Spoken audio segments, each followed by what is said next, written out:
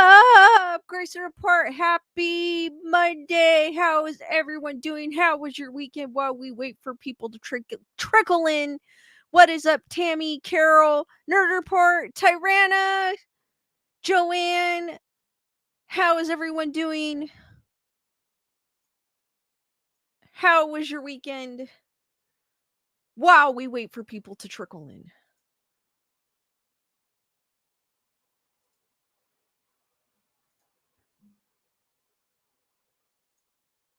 And I came on a little early. Delia Lux, what is up? How's it going?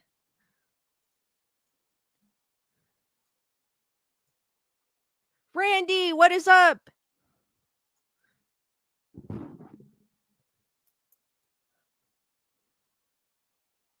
Wendigo's birthday weekend, amazing. That sounds awesome. Happy birthday, Wendy. Emily Parkinson, what is up?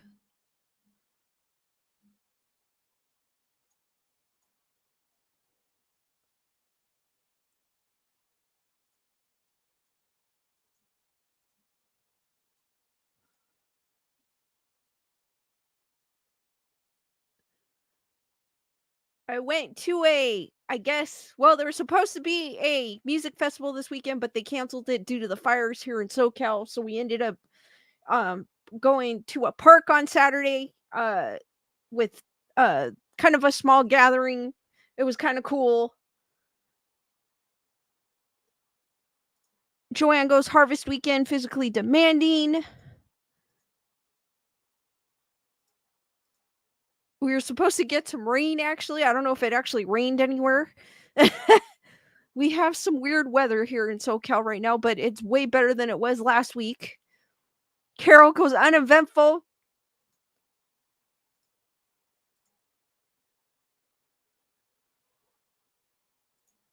Other than that, been doing laundry.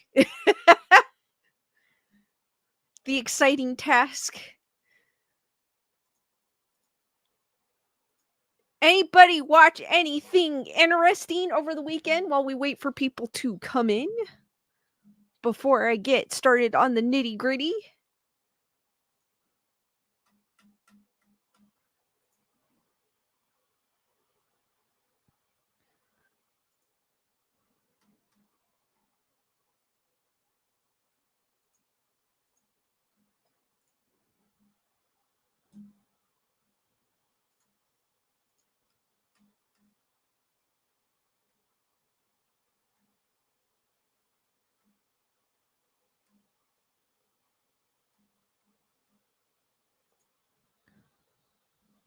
All right, guys, while we're waiting,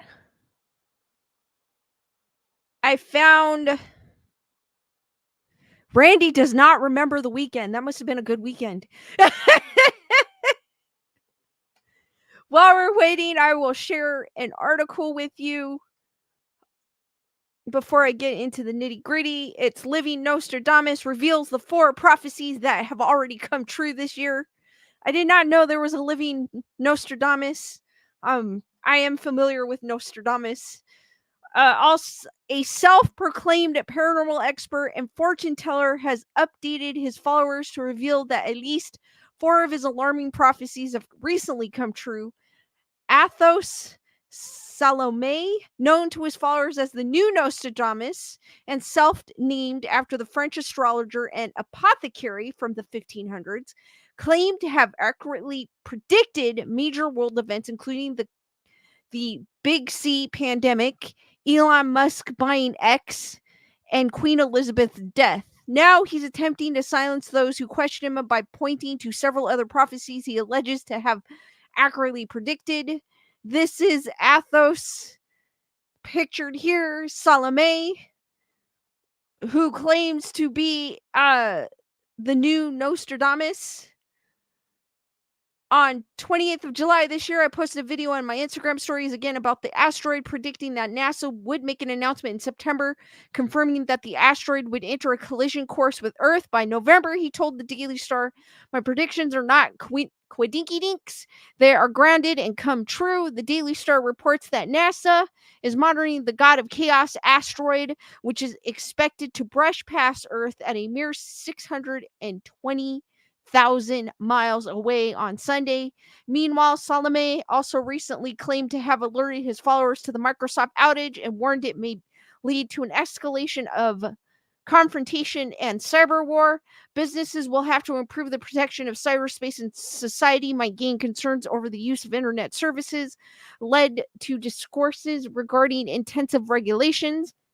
The event may result in shifts in political actions and military tactics on an international level, and the threat of an international war is real, he previously told the Daily Mail.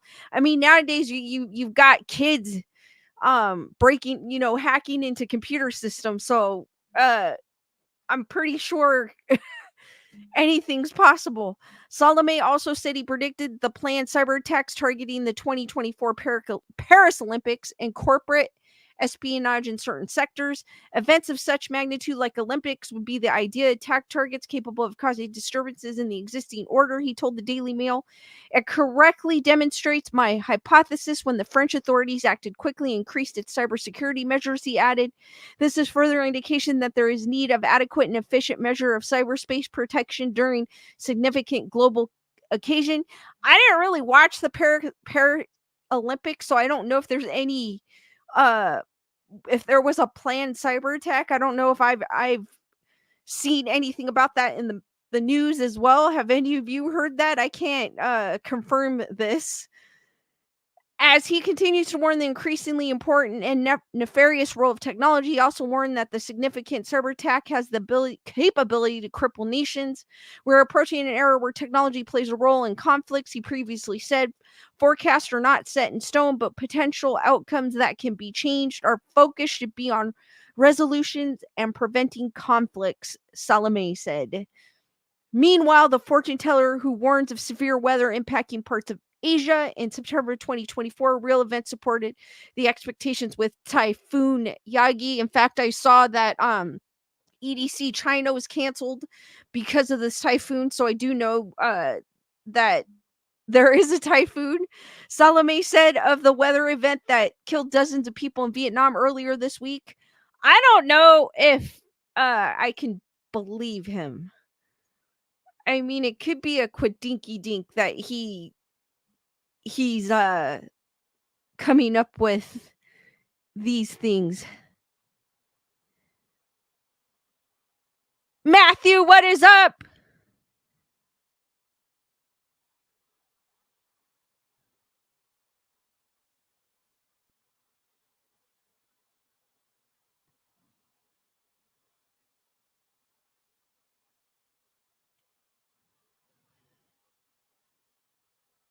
Diggs, by the way, 7, what is up? Randy lives in the moment. Nothing wrong with that. Brandon, what is up?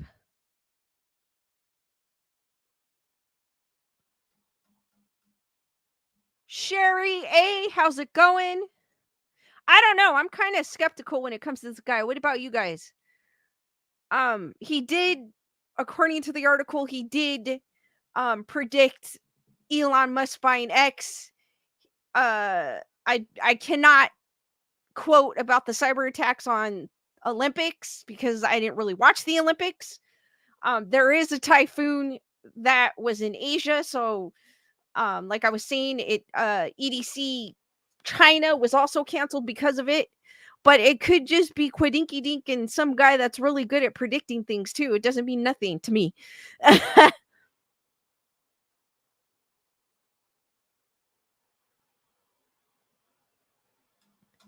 What do you guys think of the living Nostradamus?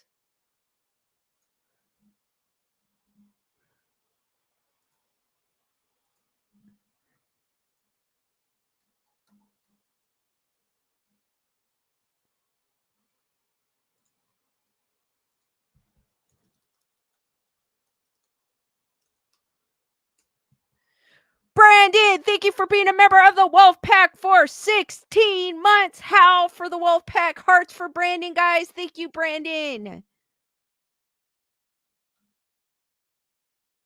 Delay Lux goes, I don't believe.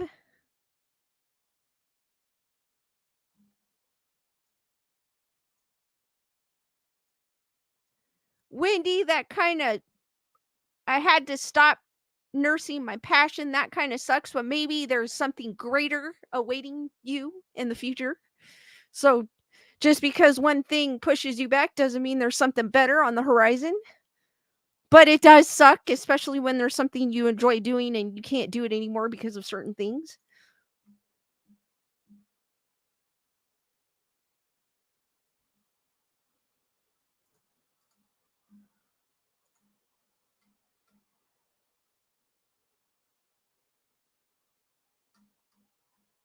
And if you guys have Shudder, and A Violent Nature is out. If you guys have Shudder and you're looking for something spooky to watch, I have not watched it yet. I'm probably going to watch it on tomorrow. I haven't had a chance yet.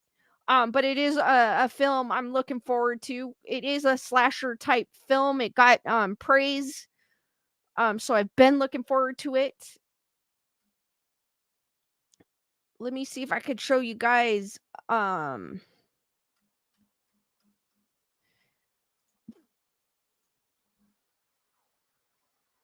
Randy goes, when does anyone ever predict good news? No one does. It always seems like it's destruction or something bad.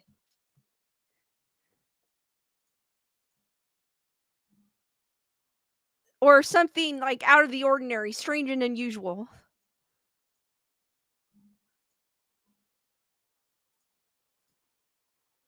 And in the movies this week, I believe it's that one film with James McAvoy in it. If you guys are a like to go to the movies, I'm more of a streamer type of person, like watching movies on my couch. But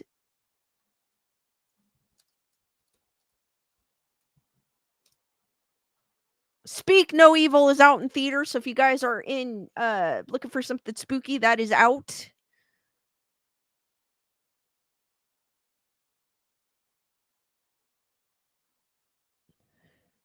Chris Burgos, I finally figured out my membership issues. The only way to fix is to delete my YouTube account and rejoin, and I'm not sure how to delete it. I think you have to go in your settings, Chris, and delete your account. Tyrana goes, how was your weekend? It was actually pretty cool. We had nice weather here in SoCal, so I was enjoying it.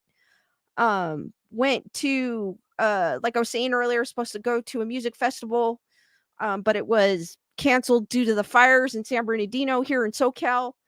And they ended up having a small gathering. Wasn't really small, but they ended up having a gathering at a park, which ended up, I think, was 10 times better, because it was a family friendly kind of event.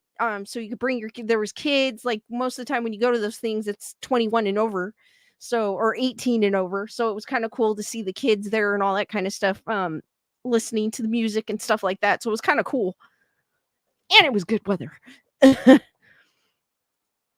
So they made a bad situation and turned it into a good one.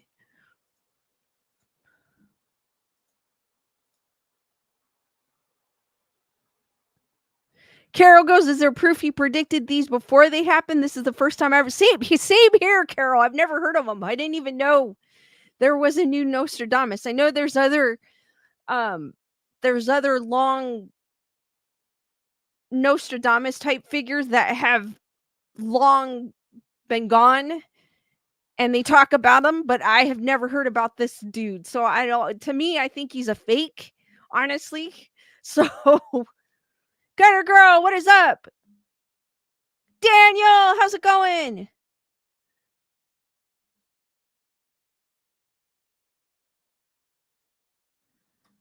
Randy goes, thank you for sharing your good thank you for sharing your good news.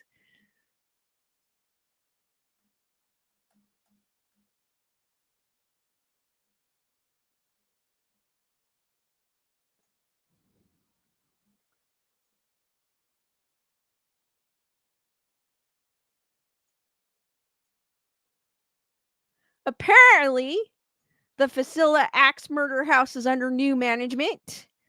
I don't know how hopefully they're better than the Conjuring house owner. The only thing is when you get new ownership of a business or whatever it may be, they like to change things. So hopefully they don't. Charlotte Ghost Tour Company recently acquired one of the country's most haunted houses, creating a tie between the Queen City and home of unsolved octuple murders in 1912 in Villisca, Iowa. U.S. Ghost Adventures, the Virginia-based company behind Queen City Ghosts, that has a walking tour in uptown Charlotte, has purchased the home known as the Villisca Axberger House, and if you dare, you could book an overnight stay there. The story of the Villisca Axe Murder House of June of 1912 remained the enduring and unsettling enigma in American criminal history, states U.S. Ghost Adventures website. In the quaint small Iowa town, on a pleasant summer night, 8 unsuspecting victims, including 6 children, were bludgeoned to death as they slept following a church service. 2 of the children were friends of the family, staying overnight in a downstairs bedroom. They were in the wrong place at the wrong time, unfortunately.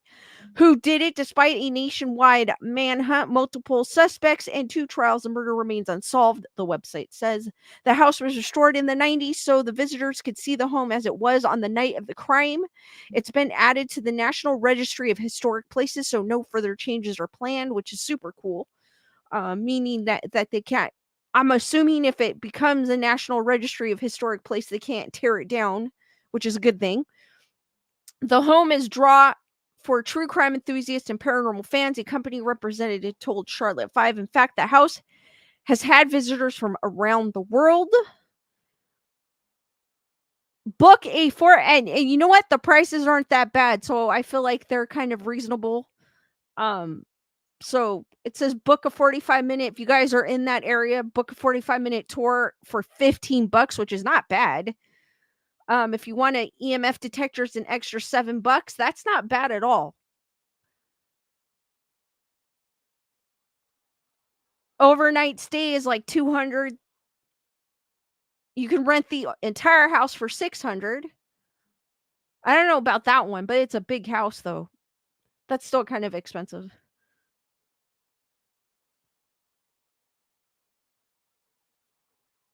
The company purchased the Lizzie Borden home in Fall River, Massachusetts in 2021.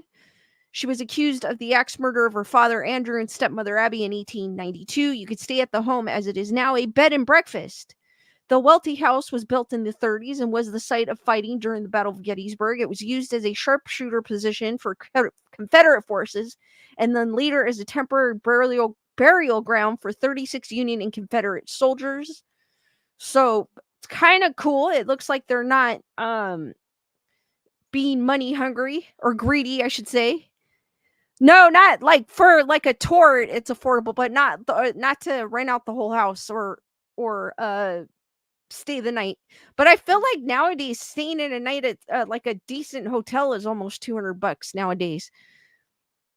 Brandy goes, "Where is it?" It's in Iowa. Sherry goes, "I want to go, but I want to go. Don't live too far from there." Oh, that's cool. Chris, they should. Asking if YouTube doesn't have an option to change their password. They should.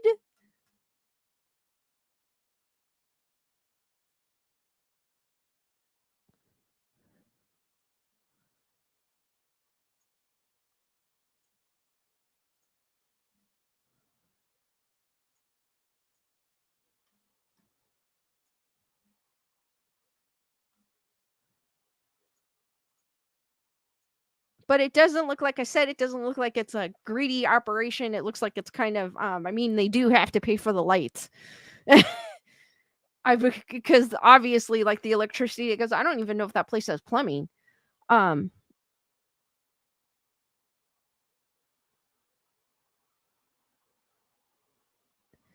but that would be a cool place to go. It doesn't seem like it's too expensive just for a tour. Obviously, if you want to investigate or something like that, that's when the prices go up, but it's not too bad.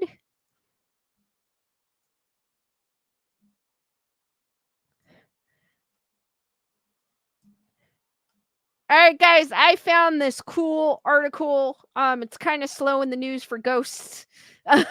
Nothing ghostly is happening. Um, so I did find this article. I thought it was kind of interesting. Because mostly what's been popping up for me lately is cryptids, and I don't want to talk about cryptids all the time, but I do love cryptids. The butcher remains of a medieval vampire child were just found in the garden of a former bishop's palace in Poland. In a grisly burial dating back to the 13th century, the child was decapitated and weighed down with rocks on their torso to prevent them from climbing out of the grave.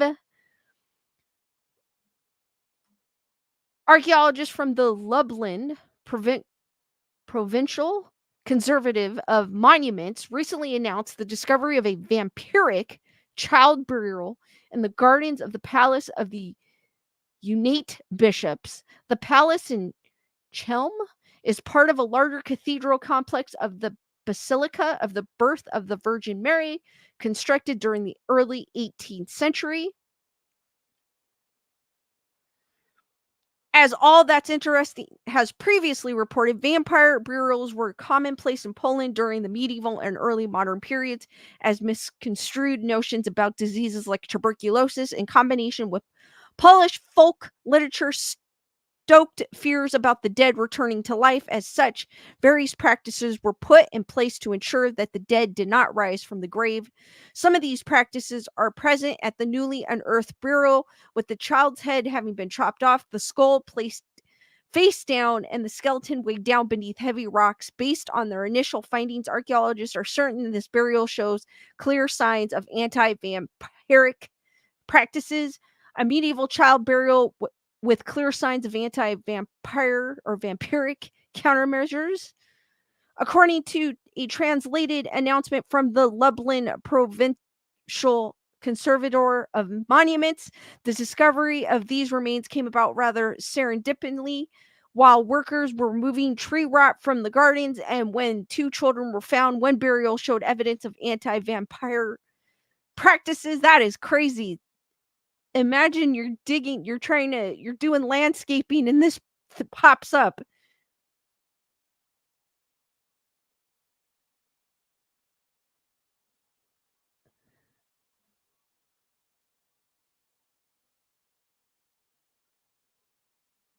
This would freak me out, kind of. Have any of you guys come across human bones? I have never think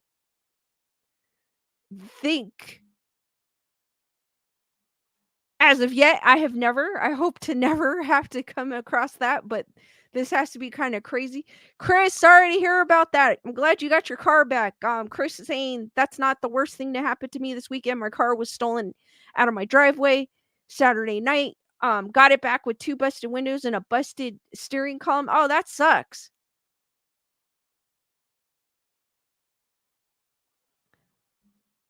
I know crime is up nowadays, which kind of sucks.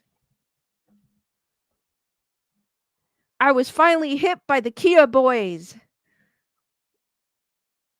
Cause the other day there was a report of in my neighborhood a man with a pew pew. So times are definitely different than what they were. The skeleton head had been removed from its body and buried face down, while the whole corpse was weighed down by heavy stones meant to prevent the dead from rising up out of the grave. The burial was also likely marked with above ground posts, as evidenced by 2 holes on other sides, so the church officials could return to see if the grave had been disturbed due to supernatural activities. The burial clearly shows signs of anti-vampire practices, which were aimed at stopping the dead from rising again, said Dr. Stanislav Golub, lead archaeologist on the excavation. Meanwhile, archaeologists urge people not to look for cheaper sensations. When one Facebook commenter suggested that a priest had perhaps murdered the children because he served them while unwed, and though these burials may seem strange in hindsight, these practices were in fact prevalent for centuries across Poland. I think people, when they hear these type of things, they kind of make speculations when it comes to make their own story when it comes up, when mysterious bones or unmarked grave is uh is unburied.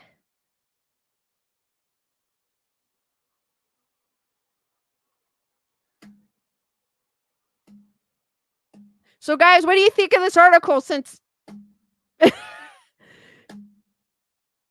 Gunner Girl is asking about Diddy being arrested, which has nothing to do with what I'm talking about. Literally.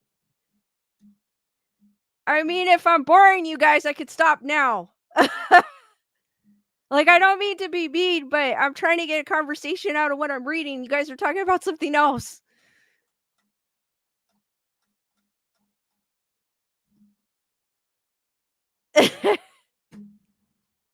Like, I don't talk about Diddy here, so I don't know why you would bring that up.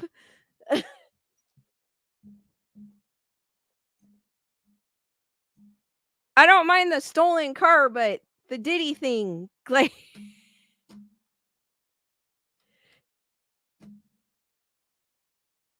Randy goes, I'm zoning, been really tired lately. No, I get it, Chris. You want to, what, but I mean, Gunner Girl, we do have a Telegram where you could talk about that.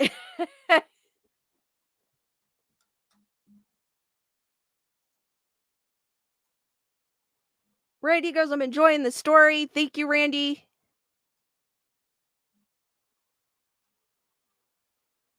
Dusty, what is up?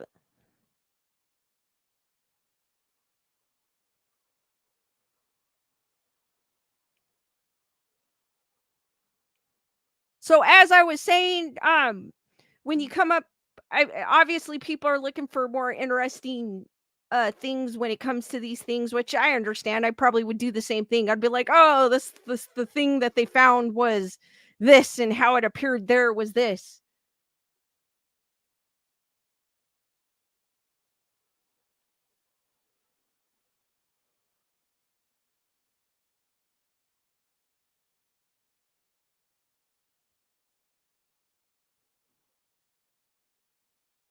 Delay Lex goes, you're right, but what if they had found a part in the story? This is basically the burial where they were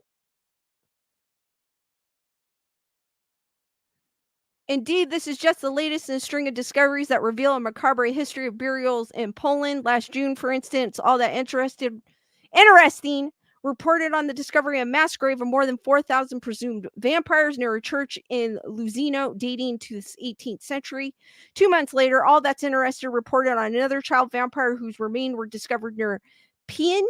In this instant, the child was once again buried face down with an anti-vampire padlock around their ankle. At the time, archaeologist Darius Polinsky said such practices originated in folk beliefs and are sometimes described as anti-vampire. Ways to protect against the return of the dead include cutting off the head or legs, placing the deceased face down to bite into the ground, burning them, and smashing them with stones. He added that discovery came just under a year after another vampire grave was found near Pien, this time with a sickle across the skeleton throat and a padlock on its toe. Polinsky was involved with the discovery as well, noting that the sickle had been placed in such a manner so as to decapitate the dead if they attempted to rise from the grave.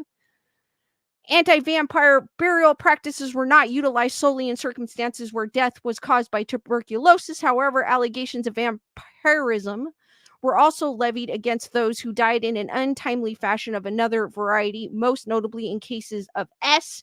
According to folk wisdom, a sickle protected women in labor, children, and the dead against evil spirits. Researchers said it also had a role in rituals designed to counter black magic and witchcraft. While these discoveries are certainly not uncommon, each new vampire grave that is unearthed shines an even brighter light on the macabre history of Polish burial practices century ago.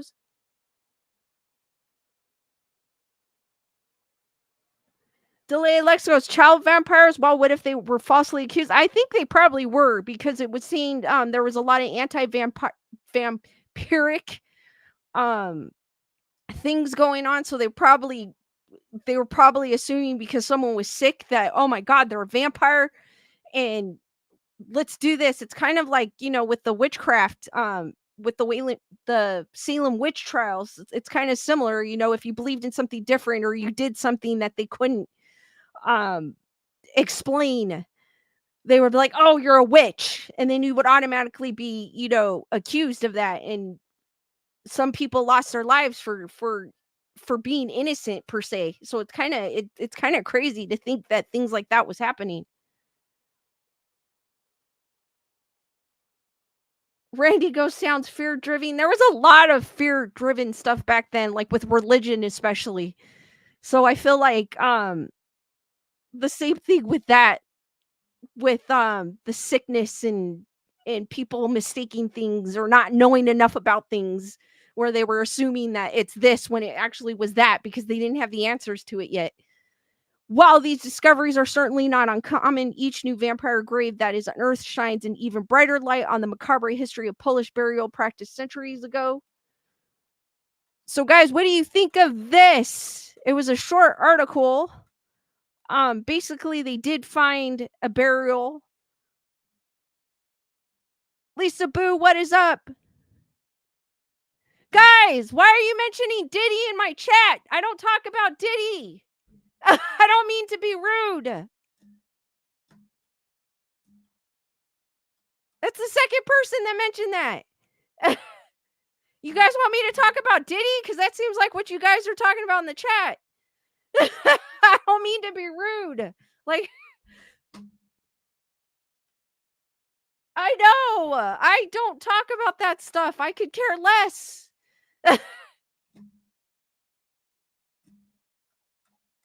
Like, who cares? I don't know who the F he is anyways. He doesn't involve me. I don't care. But that seems to be what people want to look at.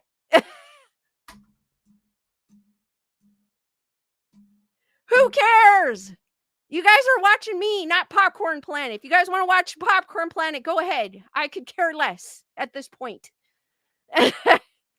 Yes, exactly, Joanne. Unless Diddy marries a ghost, and then I'll mention him. But he hasn't married a ghost, so I'm not going to mention him. Or if he had a paranormal thing. I don't mean to be rude, but it's like, dude. Like, I kind of like not feeling that great as it is, and I kind of kind of feeling tired today, and I kind of forced myself to come on, and then to see all of this, it's like, why did I even come on?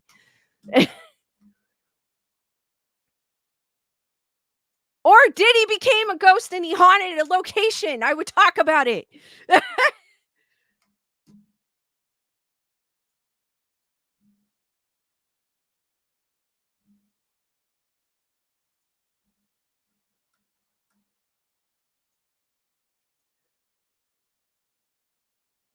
I don't mean to be mean, but it was just like, I don't feel like being on right now, and I came on for you guys, and then you guys are mentioning other stuff.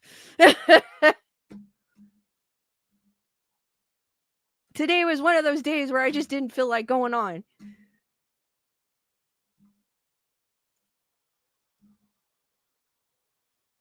Delay Lex goes, Diddy is a vampire to his children.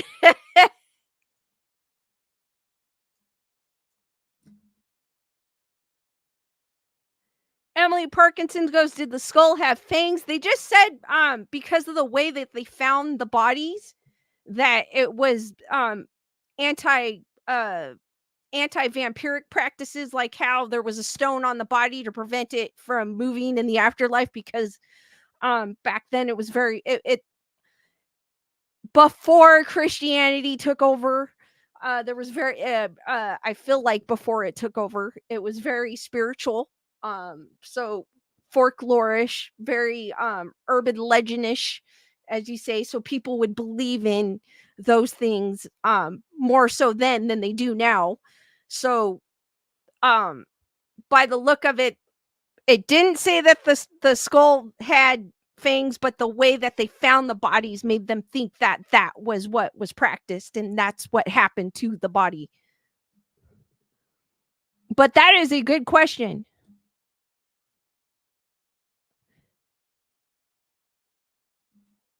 Thank you, Lisa Boo, saying I appreciate all you do. Thank you, Carol. I'm glad you came on. I was still looking forward to the stories. Thank you, Carol. I appreciate that.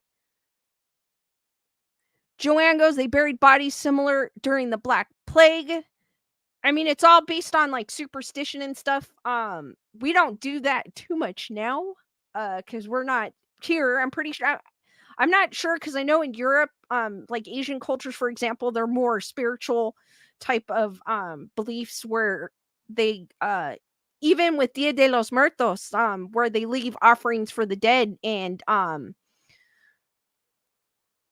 appreciate the dead. That's something that we don't do here in the States. Um, we kind of do, we don't really celebrate death like in other countries. We mourn death, um, which is understandable when it's tough when you lose a loved one or a pet. But I feel like in other countries they kind of celebrate it more than we do, and they're more in tuned with the spiritual side, spirit world than we are. Wendy, thank you for your super chat. Saying thank you, hearts for Wendy. Thank you, Wendy. I appreciate that.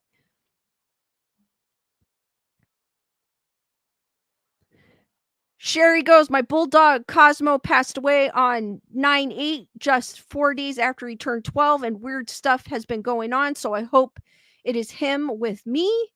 I'm sure it is, Sherry. I do believe that when our animals pass away, I believe when someone close to us pass away, doesn't matter if it's a pet or a dog, a cat, a squirrel, um, your loved one, I believe that they do come back. They leave us a sign to let us know that they're okay. So I do believe that it is possible. Wendy goes, I respect my loved ones that have passed. I do too. I have a respect. That's why when I read these stories about them digging up graves, it's kind of crazy for me. I feel like that's just something, I don't know. It does not feel right to me. I get with the vampire thing though, they were doing landscaping kind of. That's what it sounded like it to me. They were doing landscaping and they came across it. That's like an accidental thing. I don't that's I don't mind. You're accidentally digging and you find it. You don't know it's there. But when they actually dig up some a grave knowing that there's something there, I feel like that's just disrespecting the dead in a way. It's what I believe in. It just feels weird. Elaine, what is up? Lisa Boo goes, energy stays just on different form. I agree. Wendy goes, my dog sends me a yip every now and then. I mean, I've lost cats and I'll see like, shadows that may in my house that may be the size of my cat. So I know it's one of my cats that have passed. So I do know, like when my mom passed away, I would always have dreams about her. So I always knew that was her way of telling me she was okay. Same thing with my dad.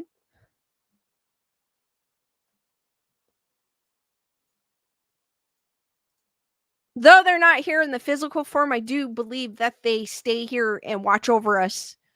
They're with us always, no matter what.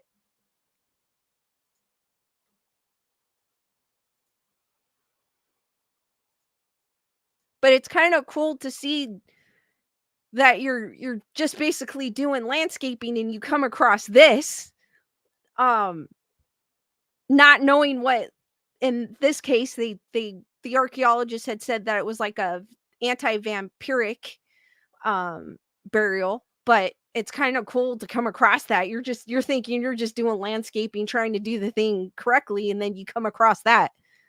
Julissa, what is up? Carol goes, I also believe it's disrespectful, but there are certain circumstances they have to do. If they are, I know there's some circumstances um that a family may want their loved one dug up because of a crime that may have occurred. I don't mind that because maybe they could get answers that they need. And sometimes the body will give you the answers. I don't know if you've heard that. I've heard that. So that to me, I don't mind, but and I get why they moved the bodies because they were moving the cemetery, but it just feels weird. I don't know. It just feels weird to me. Dinner Girl goes, it's great when you get it is. It's wonderful when you get a visit. Randy goes, I think it would be unsettling to find a body like not body, but like a skeleton. Not a body. Randy, I should have said that. Not a body, a skeleton. No, you're right. Randy, you're right. It'd be unsettling to find a body. No, I hope none of you come across that. I hope that I don't. Because I watch a lot of true crimes and a lot of times um it's people finding the body, and I would hate to be in that predicament to where I'm in that situation where I see that, because you cannot unsee that.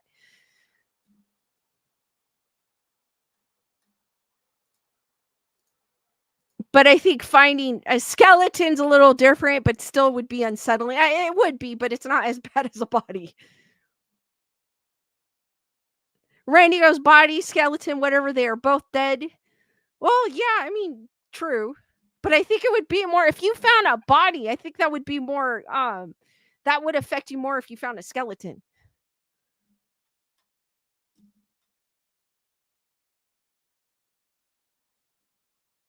Ozzy walks, what is up? Carol goes, that's exactly what I meant.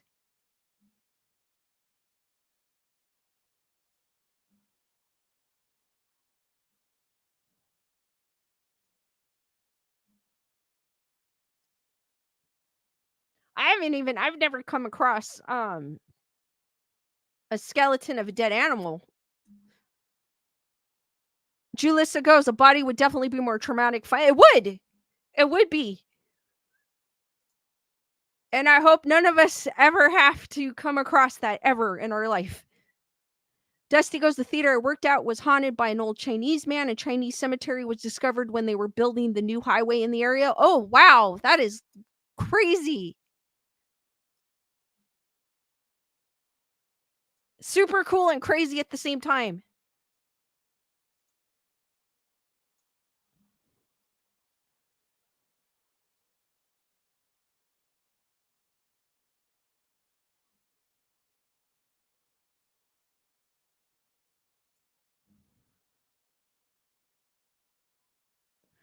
Brandy goes, I've had friends who found bones of animals while landscaping. Luckily, I haven't had that problem, but I don't landscape, so I'm good.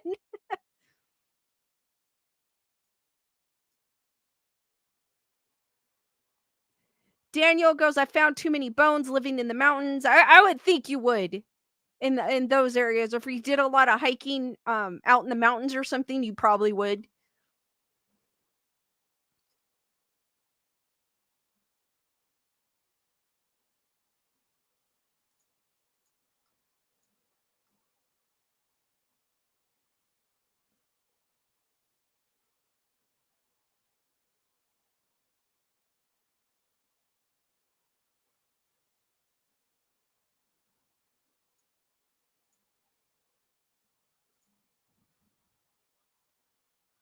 Carol goes, living in the country, you always find bones. I don't find bones here too much. I do live in the city, so obviously I'm probably not going to find much. Even on the hiking trails, I probably won't find much.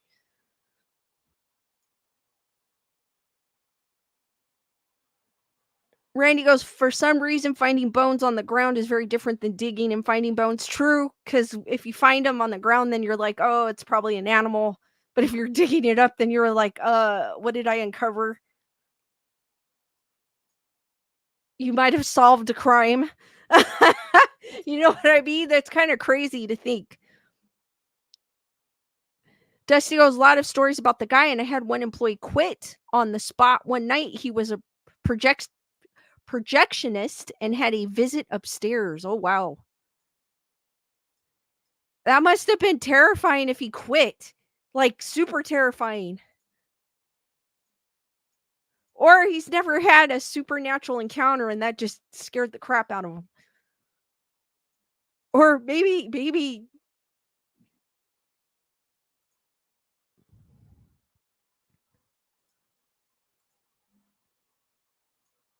which is crazy. Guys, have any of you heard of the Kelly-Hopkinsville encounter? I have not.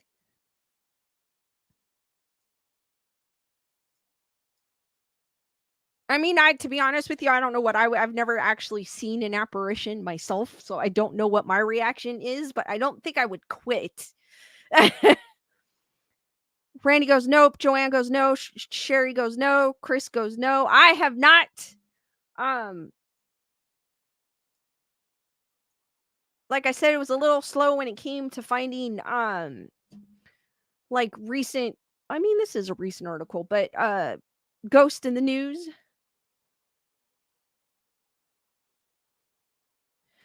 So, inside the extraterrestrial tale of the 1955 Kelly-Hopkinsville encounter, on August 21st, 1955, the Kelly-Hopkinsville UFO incident terrified the people of Western Kentucky and introduced the world to little green men, which I don't think, I mean, a lot of us, even watching the X Files, that's exactly what they said, little green men, gray beings, whatever it may be. But I'm beginning to think maybe they don't necessarily look like that. Around 11 p.m. one August night in 1955, 8 people showed up at the Hopkinsville, Kentucky police station in a state of panic. "We need help," one gasped. "We've been fighting them for nearly 4 hours." Fighting who? Apparently little silver men. To some, the Kelly-Hopkinsville encounter provides compelling evidence of alien contact. Others see it as an overreaction, perhaps fueled by moonshine, to an owl attack. What's certain is the intrigue around the event has lingered. Today, the 300 odd citizens of nearby Kelly, Kentucky throw an annual Little Green Men Days festival every August. The troop of aliens as little green men come from the incident, and even Steven Spielberg drew inspiration from the encounter as he made E.T., which we all I know I grew up with E.T. It was one of those movies that shoot, I think I was like 4 when it came out, I don't even remember. But I know it was one of the staples in my childhood. So that's kind of cool that he grew inspiration from this incident, which I never heard of, so that's kind of cool.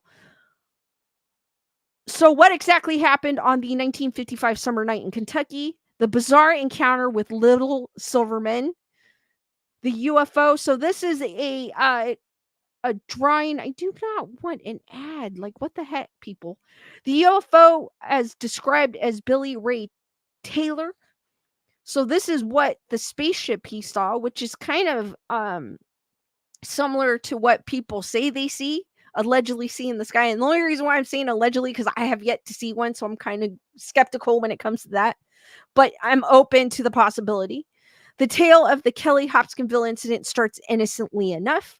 While visiting a friend named Elmer Lucky Sutton at his farmhouse in the tiny town of Kelly on August 21st, 1955, Billy Ray Taylor of Pennsylvania went outside to the well to collect some water. Then something streaking across the sky caught his attention. Taylor later described the silvery object as real bright with an exhaust, all the colors of the rainbow. Panicked, he fled indoors and told the others, which included his wife and the Sutton family, that he'd just seen a UFO. Taylor also recalled that he hadn't heard an explosion, just a hissing noise as the object landed somewhere behind the farmhouse. But no one took Taylor seriously until the dogs began to bark. Someone or something was approaching the house. The terrified group later described to police what they saw in vivid, frightening terms. The invader had round, oversized head and long arms with talons that nearly touched the ground. Everything about them seemed to simmer and glow in the darkness. Their eyes had yellowish light, and their bodies glinted like they were made of silver metal, and they were getting closer. But those gathered at the Sutton farmhouse weren't going to go down without a fight. Sutton and Taylor grabbed their pew-pews. When one of the creatures pressed its face against the window, they started to fire. So this is what their description of the aliens that they saw, which is a little different, I would say, besides the head shape. But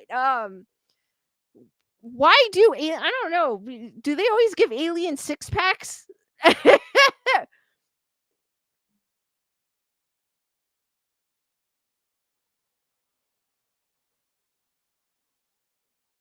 Ozzy goes, "I saw a green comet shoot across the sky in front of my home about 2 weeks ago. Couldn't believe my eyes. That is cool." Sherry goes, we can't be the only one in the universe. I agree. I do believe that there's got to be life on other planets. Randy goes, I tend to have more faith in stories of old. Elaine goes, she might have heard this.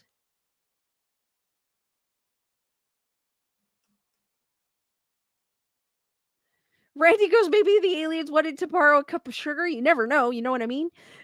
Chris goes, looks like a gremlin.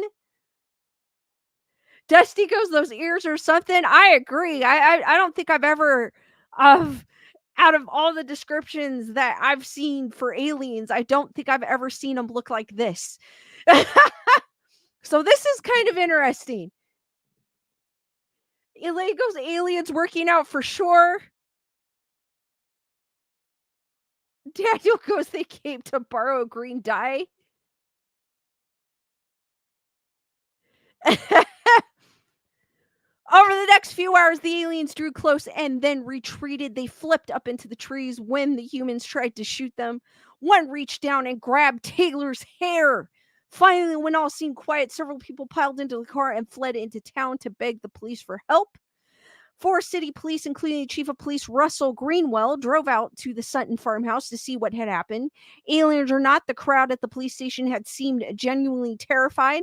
One man had a pulse of 140 beats per minute. These aren't the kind of people who normally run to the police for help, Greenwell noted. You just gotta imagine being a police officer and a bunch of people. I mean, obviously this was probably like a small town. A bunch of people come to your station, and you probably hardly have, because you're a small town, you know, chief of police. Um, I don't know if this is a small town. I might be talking out of my butt, but that's all right. But just imagine being a police officer and having a group of people going, "Oh my God, I saw this." Like, I feel like in a way he has to check no matter what, if he believes it or not. You know what I mean? Because it's his duty to check to see that, the area is safe for the people. But just imagine like driving over there and what he might have been thinking. I'd probably be thinking the same thing if I was in his position.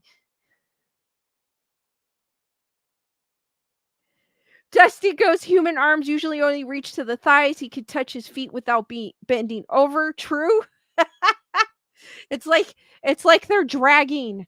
He drags his hands.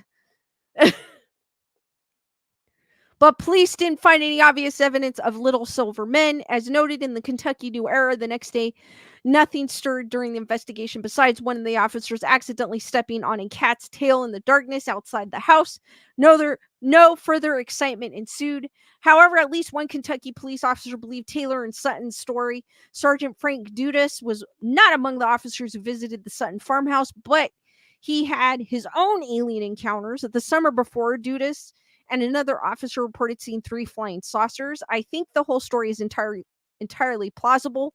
Dudas told the Kentucky New Era, I know I saw the saucers. If I saw them, the Kelly story could certainly be true. According to the same article, others officers were reluctant to give their opinions. So what could possibly explain what Taylor, Sutton, and the others had seen?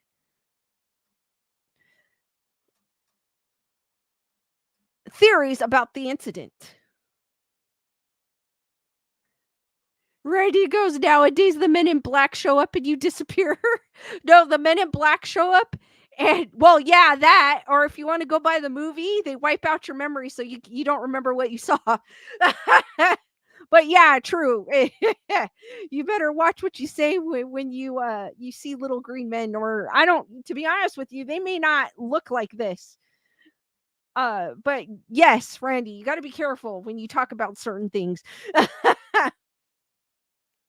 The validity of the Kelly-Hopkinsville encounter was questioned immediately. Some people doubted the honesty of the Suttons, and neighbors dismissed the whole affair as a drunken debacle and the result of too much moonshine. The lies they told about us, lamented Glennie Linkford, Sutton's mother, who was also present during the incident. They said we were drinking, but Linkford knew what she had seen. The aliens looked like a 5-gallon gasoline can with a head on top and small legs, she insisted. It was a shimmery bright metal like on my refrigerator. Even police who responded to the scene agreed that it didn't appear that anyone had been drinking.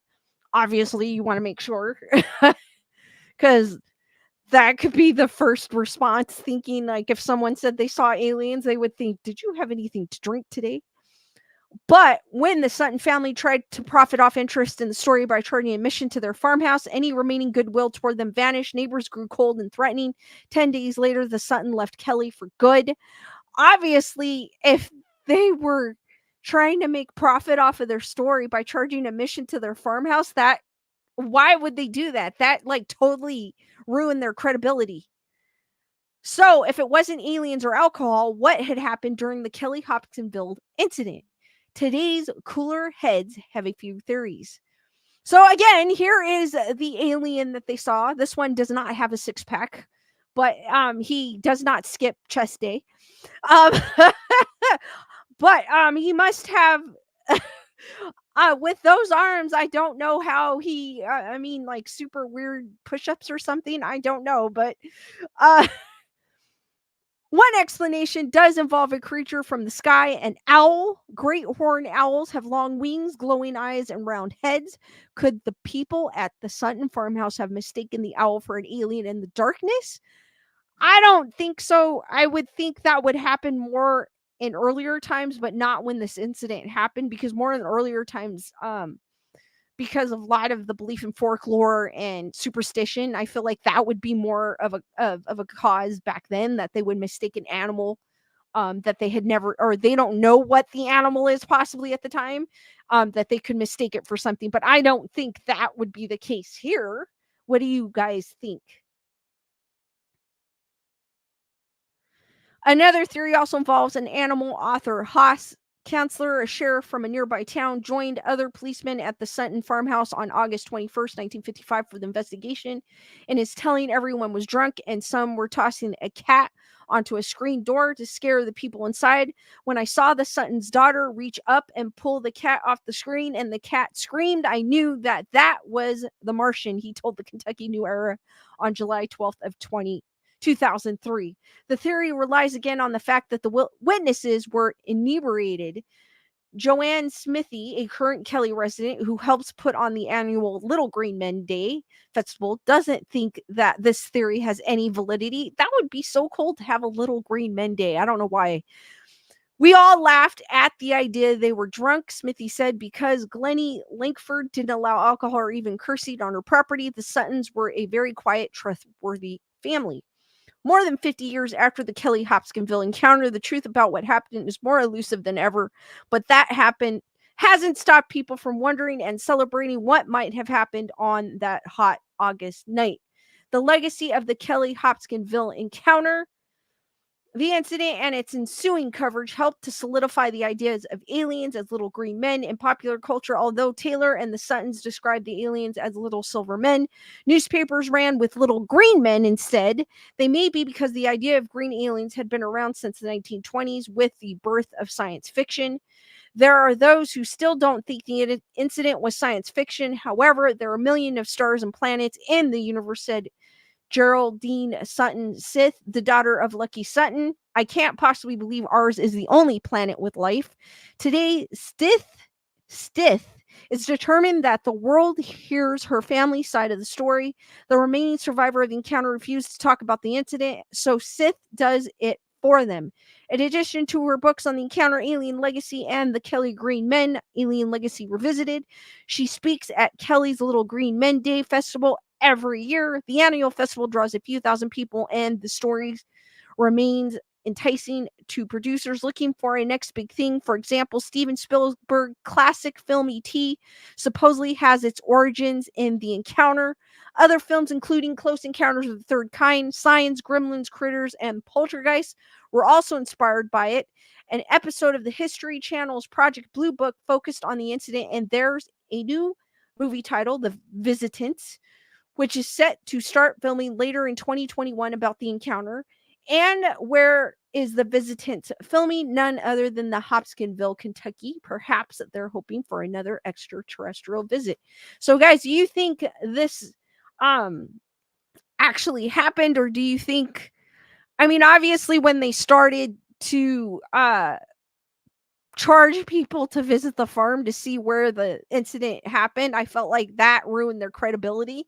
Like, why would I get it, everyone's trying to make a quick buck, but why would you do that? That just seems crazy, because that just threw your validity down the door. Down the drain, down the drain. Matthew goes, for a second there, I thought you said Sith. I had to triple check, Matthew, because that's what I thought it said at first too. Good. Power of the dark side. Lisa Bugo, I'm surprised they reported it. A lot weren't, as they didn't want to be called crazy. I probably wouldn't report it. Especially nowadays, because there's too many people faking things, so it's kind of hard. I feel bad for the people that actually see something and record something that they see and it's actually real and people are questioning it because of the times we're in. Randy goes, I let go of limiting beliefs. Anything is possible. True. Randy goes, that would have been a huge owl. Exactly. That's why I don't think it was an owl. I would think that's why I had I would think that would more be a plausible reason for older days. But before people knew what the animals' names were, I would think that would be a mistake where they thought it was an alien creature or cryptid or whatever it may be. That, but I don't think that when that incident occurred, for sure, no, I don't think it's an owl. Carol goes, but he does have pecs.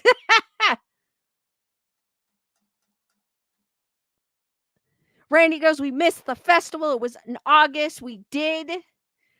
For next year, guys, anyone in the Kentucky area, check out the Little Green Men Festival. That's kind of cool. Julissa goes, it could be possible. They also said that they were drunk. So, I don't know. I just felt like they added the drunk thing at the end of the article. So I don't feel like maybe that's not the whole story that they're telling us. So I'm going to be open with this situation and think that yes, something did happen. It was inspiration enough for Steven Spielberg, so why not?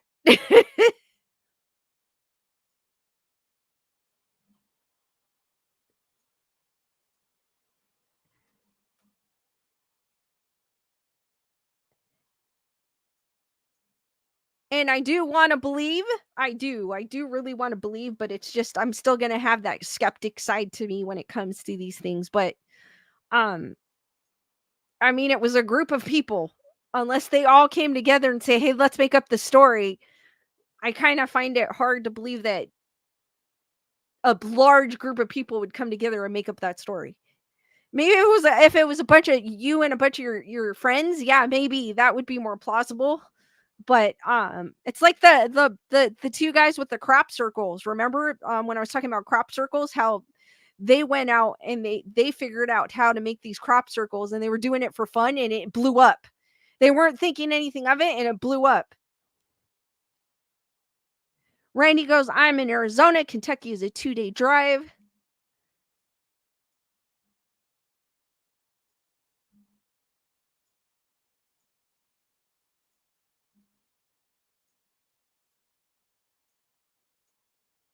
But I kind of like these small towns because they have these cool festivals that you don't see in bigger cities. I wish we had something like that out here. That'd be cool. It reminds me of a horror film though, like how they start off in a small town and they're celebrating. That's crazy.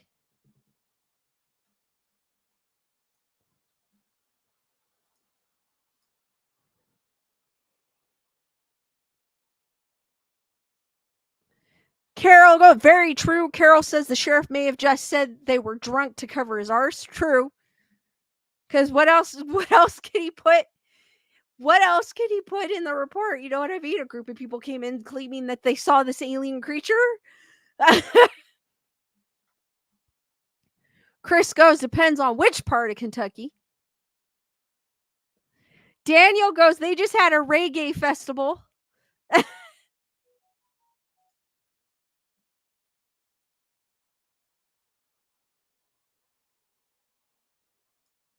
In the city I lived in, they used to have a festival every year, but they stopped doing it, which is kind of when I was a kid, we had a festival here and they stopped.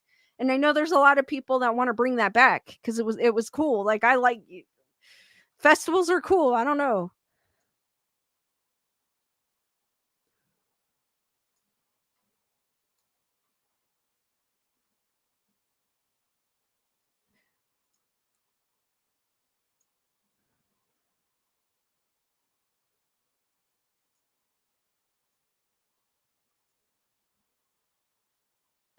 Chris goes, Western Kentucky is a very long drive for me. Daniel goes, we also have something they call the tribal stomp every year. There's nothing but a bunch of hippies and mushrooms.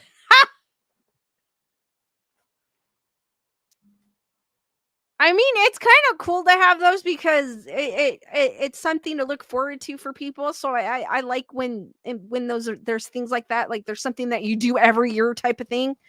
So it's kind of cool. Something you can look forward to. Dusty goes, small town fairs are usually more traditional. I would think people would be enjoying some spirits too. True. Yes, true. But they also said where the alien was spotted that the Suttons were very, I don't know what you call it, conservative.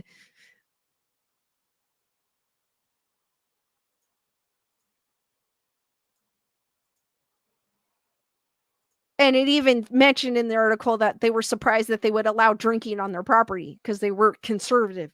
So it could exactly be what Carol had mentioned that the sheriff put it in his report just to cover his arse. He was like, "No way am I going to put aliens in my police report."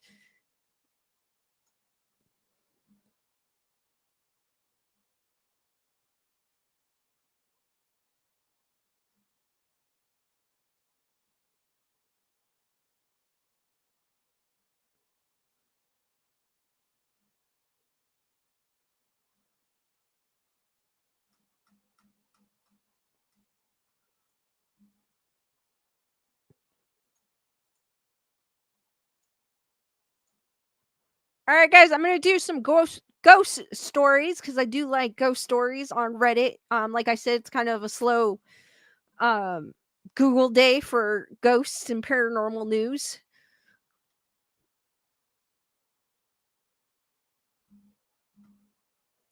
And I do like the ghost stories on Reddit because it's actual people telling stories. The only thing is some people don't have the flair of telling a story. So sometimes it doesn't sound like they don't write the story very well. So sometimes that's the only bad thing about it. But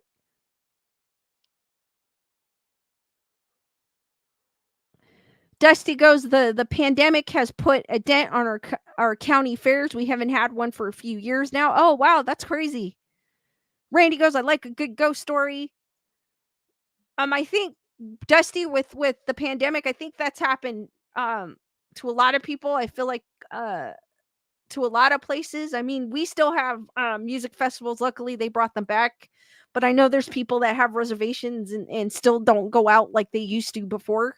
Um, I had to work in it, so it was never to me it never really affected me too much because I was going to work every day, so I wasn't so it was like the only thing was that with the social distancing, one person in, one person out, the asshole customer that you would come across that didn't understand why you couldn't go down that aisle type of thing. But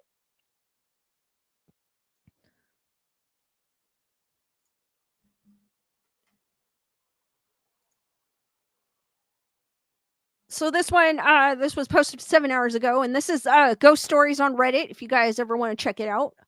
Well, a few months ago, a close family friend passed away. The strange thing is for me was that my 1-year-old niece took a picture of him today and started kissing the picture and caressing his face many times. For me, it is strange because they didn't pass so much time, or they didn't spend so much time together. She was 9 months old when she met this familiar, and and saw for the last time. I don't know. I feel a strange sensation, excuse me, that makes me wonder if this is normal.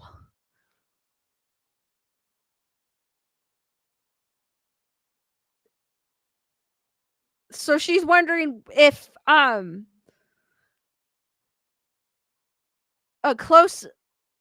familiar close familiar passed away. So she's wondering if that's normal. That's really not a story, but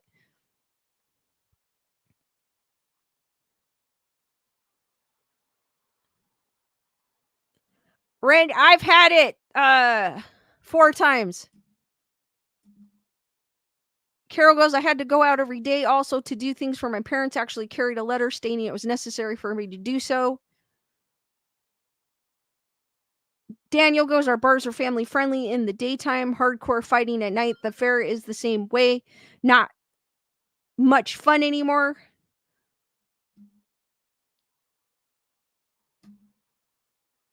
I mean, I caught when I would catch anything. So if someone sneezed the wrong way, I would catch it. That was just how it was. I would get sick. I would get sick at least once a month. Even washing my hands. It's just working with the public because where I work, people are nasty. I'm sorry. Um, you would see them sneeze and not cover their mouth, and they would sneeze, and I'm like, dude. And after that, they were like, "Hey, can you help me with this?" Like, or you would see them go out of the restroom and not wash their hands, type of thing. And I've seen a few people do that, and it's like, yeah.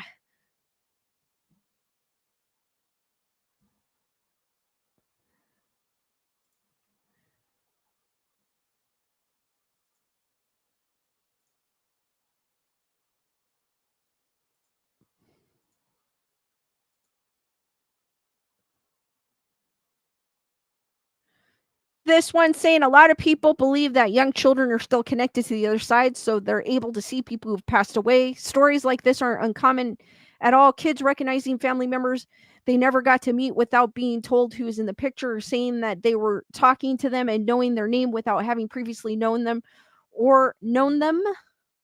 I think I know this is kind of somebody goes, "What?" 'Cause like I said, this is Reddit, so some people don't uh their writing skills aren't that great. But I kind of got what it said. It's just basically saying that children are open, and I think they are. They could see things that we can't see, and I do believe that.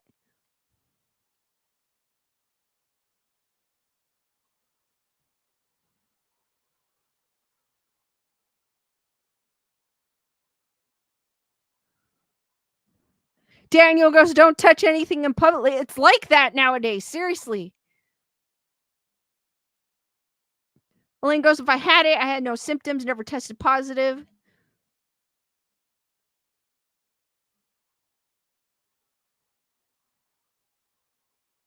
Randy goes, "My pup spirits." I think the animals do too. It's not just children. I feel like as kids you're more open to things than and then we close off as we become adults because um I feel like as adults that's when we decide, or as we get older, that's when we're really like, oh, those things aren't real. I know there's some people that do believe because they've grew up in a haunted house or what might, but like in general, like when as kids we have our imaginary friends. I feel like and some of those are real. I feel like kids are more open and more susceptible to that than us because we're kind of more as we grow up we learn reason and things like that. So I feel like we lose it. Some people retain it because they have a gift. Some people, I feel like in a way we all are open because we have instinct and feelings, and some people act on it like a mother's intuition. So, and animals, as Randy says, I do believe that too. Dusty goes, "You never know what you will see out in public. Keep your cameras ready." I know that's how it is nowadays too. People are like, they're popping up and they're like this, cameras everywhere.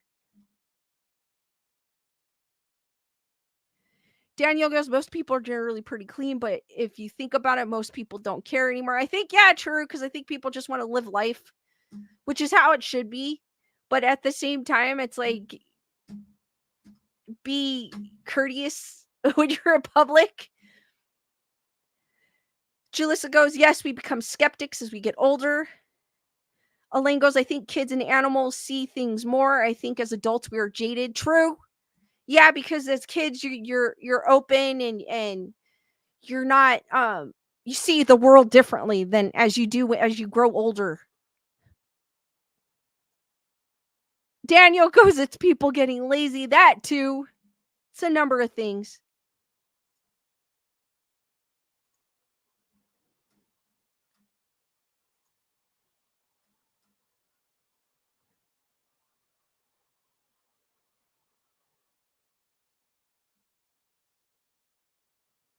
This one goes, what chased me and my cousin in the stairs? I remember when I was 8 and I used to play a lot with my cousin. We lived in the same building. We still talk to each other, but not as much as we used to back then. I remember we had the creative to go to the 6th floor. It was a whole floor where no one lived. It was completely white, and I think there was a hole in the floor or roof. I don't remember much. We entered and we heard steps of someone running toward us, and we just ran as fast as we could, and I didn't look back. I just heard those footsteps and I didn't look back. Not sure it were if it was those Haitians that were working in that floor, but there were just no one there. Many months later came with him and searched the apartment, but there was no one there. Who the hell chased us that day? Yeah, I know it's not that scary, but you know. That's the only problem with Reddit.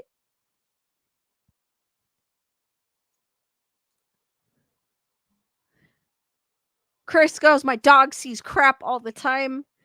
I know cats do. I know my cats do, or like they'll be staring, and then you look at them, they look back at you and blink, and then go off their merry way, type of thing. I've seen that. Um, I remember when I was at my stepmom's house.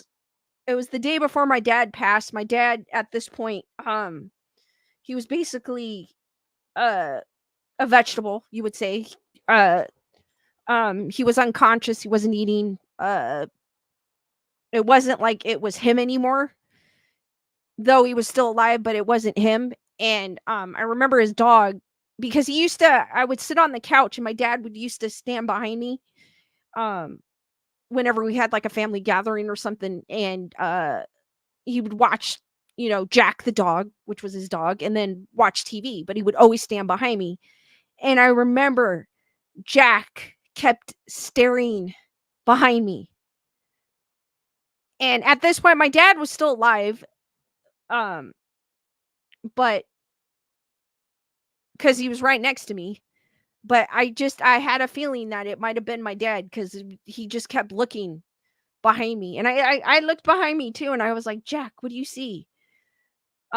So like I will never forget that. I will always remember that. And then a week later, my stepmom had texted me, and she was like, uh the time that my dad had passed, the exact time, Jack started barking in the kitchen.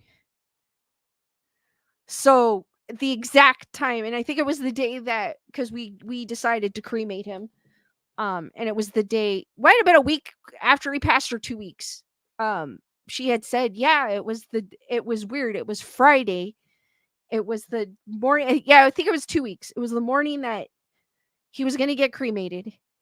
And the time that my dad had passed away 2 weeks earlier, Jack started barking. So that is crazy. And my stepmom took it that my dad was saying one last goodbye. And that is crazy. So I do believe, I totally believe that animals can see things that we cannot see. Randy goes, absolutely, your dad was behind you. I believe it. I believe it. I don't care what anybody says. I believe it. Elaine goes, that is amazing thing, Lisa. That had to be your dad. For sure. I know it was. And then, like, again, I think, again, when my stepmom had told me her story, that was 2 weeks after. And I think it was my dad's last goodbye.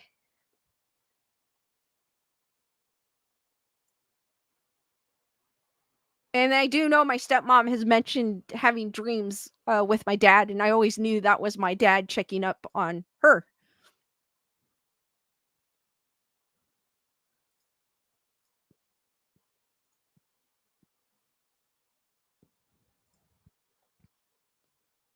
Julissa goes, I would not doubt it. That's so special that your dad said goodbye for sure.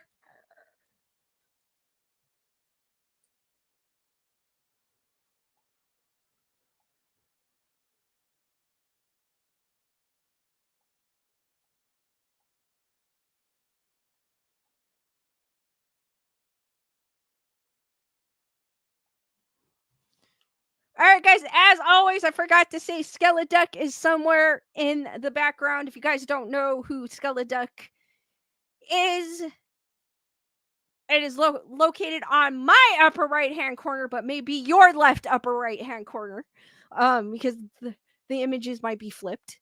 That is what he looks like. I do hide him every stream. He's somewhere in this background. Just remind me before I end the stream, because I will forget. Randy goes, they never leave. I know, he's with me always. Danielle goes, my mom had a special way that she would touch my shoulder, and after she passed, I would feel that same touch years afterwards. That is super awesome.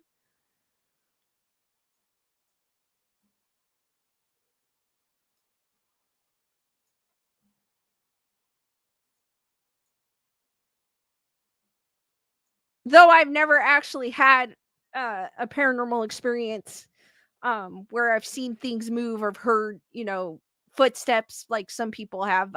I've had those experiences, and I feel like Daniel goes, I'll admit it, it was freaky the first couple of times, but when I got used to it, just knowing it was my mom. Oh, it's like, I think I told you guys the story before. It was years after my mom had passed. Years. Couple years. I'll say a couple years. Um, and I saw this woman that looked dead identical as my mom, and it stopped me in my tracks. That was freaky. She looked exactly like my mom, because that's why I believe the saying, and I never believed it until that point, that there is someone out there that looks like you. And I totally agree, because I've seen my mom's doppelganger, and I literally stopped in my tracks, and she was probably going, what is this girl staring at me with her mouth wide open? Because I was like, it freaked me out in a way, because I was like, she looks like my mom. Julissa goes, they say there are 7 out of there that look like you. And I've also seen, there's photographers that, they show like taking pictures with 2 people that look the same but aren't related. So I do believe, based on that too, I do believe that we have someone that looks like us somewhere in the world. And that is just crazy.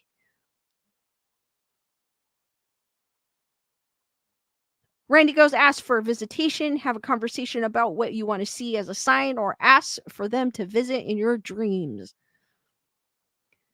Daniel goes, I am a twin, so I already have that.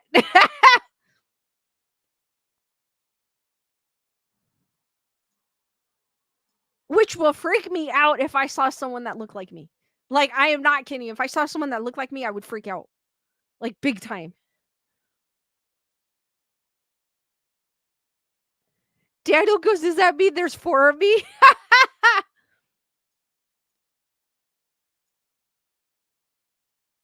And I have seen a guy that looks like my dad, kind of. Not like identical, but reminds me of my dad.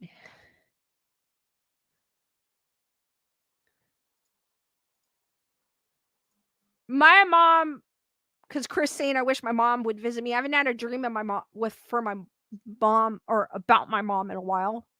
Because she knows I'm okay, but every once in a while, if I'm stressing about something, that's when both of them, I'll have a dream about both of them. They'll both pop in to check, and I'll wake up and I was like, what the heck was I dreaming? Mom and dad were in there, and then I'll just realize, oh, they're worried about me. Or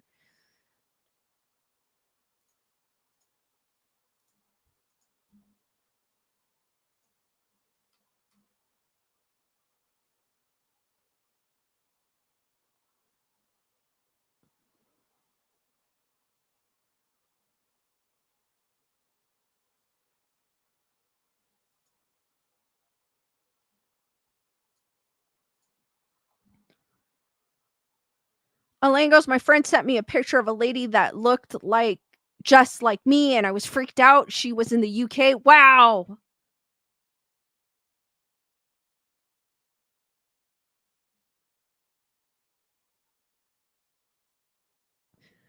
Sherry goes, I have a story to tell you with what happened to me about when my grandpa passed away. That was crazy. Where can I send it? Oh, Sherry, graysonreport13 at gmail.com.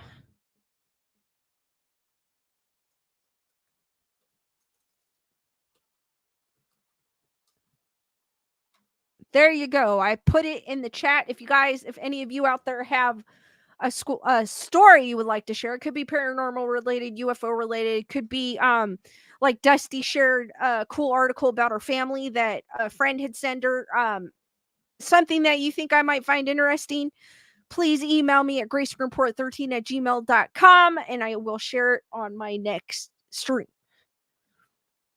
And also, too, if you do email me, put the name that you want me, because I will give you a shout out and I don't want to give out your real name. So if you don't want your real name given out, um, please let me know which name as well. Unless you're if you're using your YouTube nickname, that's fine.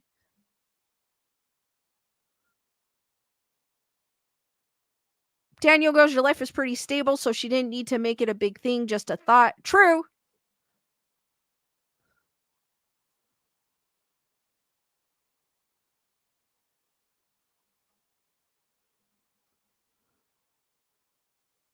Daniel goes, use your doppelganger. Well, I don't want to give out your real name. You know what I mean? So if you guys don't want your real name um set out to the world, just please leave a name of who you want me to give out a shout out to.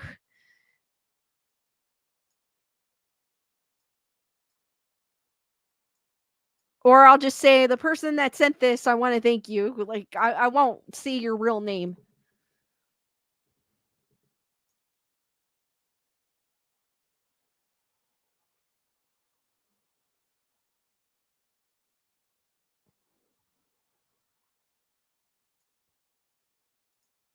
Wendigo, September is very active for me.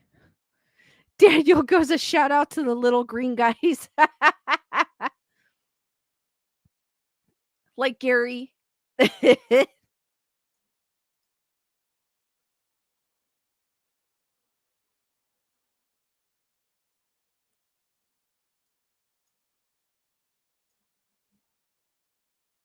right, guys, I'm going to open it up for questions. I'll stay on for a few more minutes. So if you guys have any more questions, please ask away. I'll give you a few more minutes to look for Skeleduck.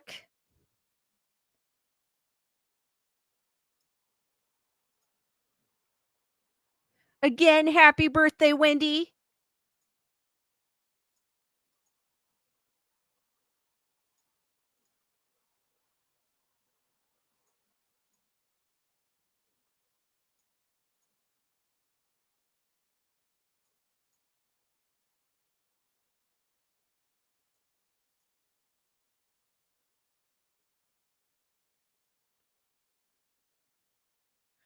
Dusty goes, my sister had a look-alike in Hilo.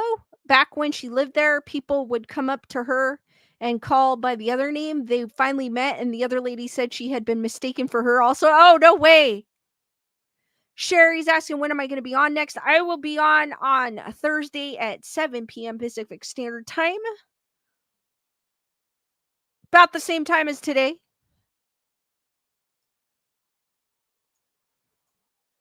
And I do appreciate people on the East Coast, such as Wendy and Joanne, for sticking it out. I do appreciate you guys.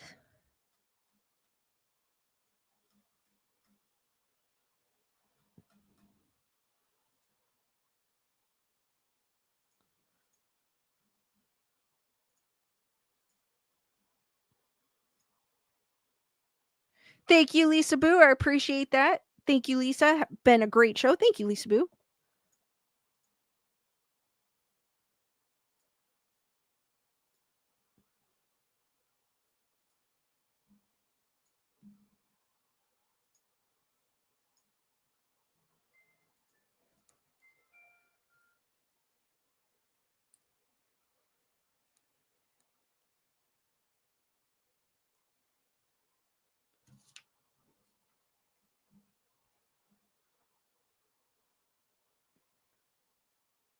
Thank you, Julissa.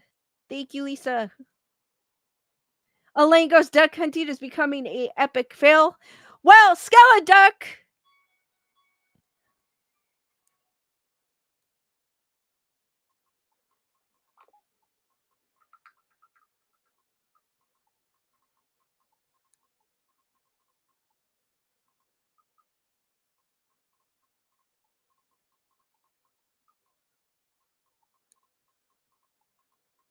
Hold on, guys.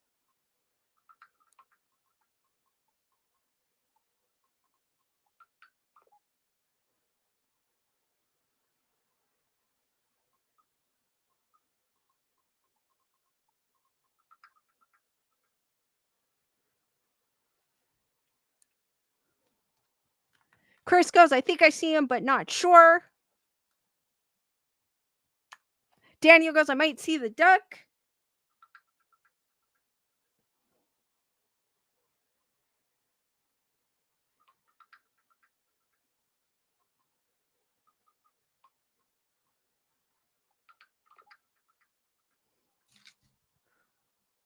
All right, guys. It is.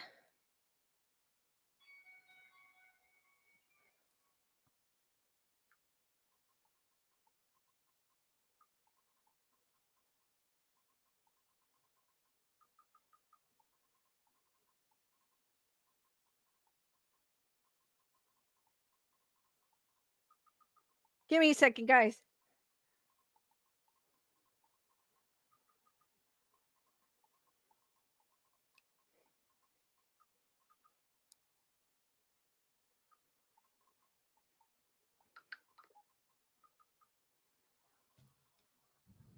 I know, I kind of gave it away already. But anyways, because I was like mid-thought. It is right. He is right there in between Thing and Alien Duck. So his eye is peeking out. He is right there where my finger's pointed. So it's on my right. It's probably on your left, I'm guessing. Because I think it's backwards, like how you're seeing me compared to how I'm seeing myself. Lisa Boo goes, I saw him after you pointed. Carol goes, family reunion for the duck. Yes. Daniel goes, I don't think I ever found it. Elaine, yep, it's behind the hand.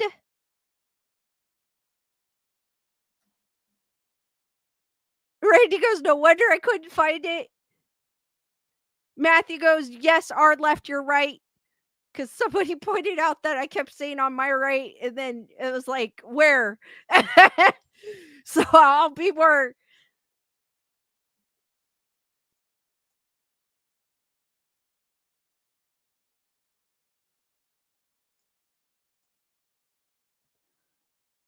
All right, Matthew, thank you. All right, guys, I am going to end the stream here. Thank you for joining me.